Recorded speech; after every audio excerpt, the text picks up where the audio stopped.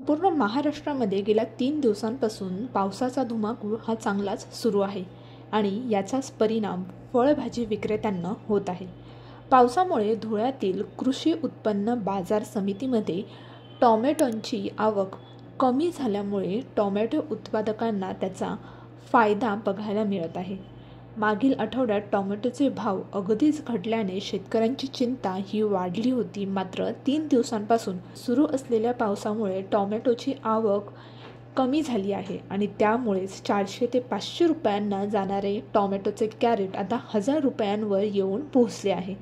किरकोळ बाजारात येणारे काही दिवस टोमॅटोंचे भाव 60 रुपये किलो इतक्या दराने विकले जाणार आहेत। त्यामुळे पुढील काही दिवसात टोमॅटोचे भाव आणखीन वाढतील असा अंदाज व्यापाऱ्यांनी व्यक्त केला आहे।